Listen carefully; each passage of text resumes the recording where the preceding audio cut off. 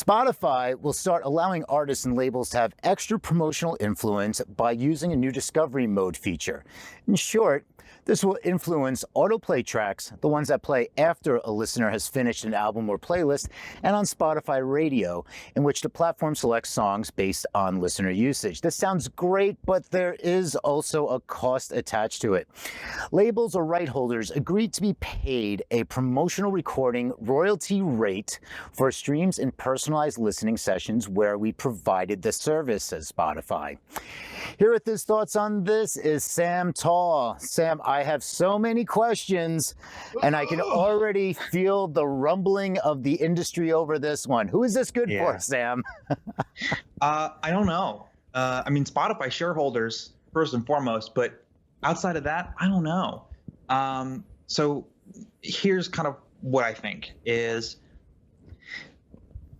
first and foremost, this cuts the royalty burden in certain instances, particularly where priority tracks are concerned, which is the catalog that generates the most money, costs the most in terms of royalties. So if Spotify can find a way to allow rights owners, and I want to say rights owners to ambiguate away from just labels, because artists are supposed to also get this tool. Rights owners can prioritize what they want the algorithm to look at, and in exchange they give up part of their royalties, which Spotify's number one cost is royalties. That's the thing that, routinely is looked at as keeping them from achieving profitability, which as a company is, of course, super important for their shareholders. It's super important for the music industry. Reducing royalties is not how generally we want Spotify to achieve profitability. We look at things like marketing, salary, other general overhead as a little bit outside. But there's no getting around the fact that Spotify, if you look at their financials, 80+% of their money goes to royalties. So it's sort of like a tug of war between, like, here's a lot of money out the door already. Maybe it should be closer to the 70% that was originally expected and intended for them.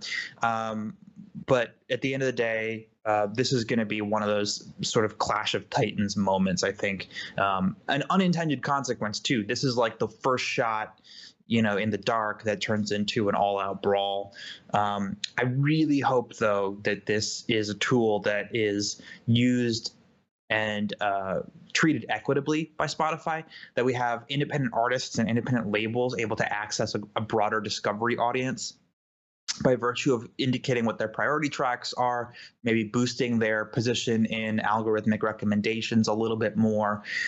Frankly, if independent talent can make use of this and achieve new audiences and find new growth that they couldn't find before, that only helps the major labels, because then the major labels can take some of the guesswork out of who they sign. They don't have to build the audiences the same way. It really is a win-win across the board. But my gut just doesn't tell me that's how this is going to get handled. I really don't know whether this is going to become rife with abuse, whether it's Spotify is going to, make out like a bandit with paying less in royalties. I don't expect it to be that big of a change, but I do expect it to have some kind of impact on a track-by-track basis. Obviously, time will tell. Spotify hasn't revealed to us what the numbers are in terms of what that rate discount's going to be, what the terms are, whether that rate is permanent or time-based, or how long something stays in discovery mode, or there's a lot of things that we just don't know yet. But for obvious reasons, a lot of people just really are skeptical. And anything Spotify does is going to get looked at with some skepticism for sure.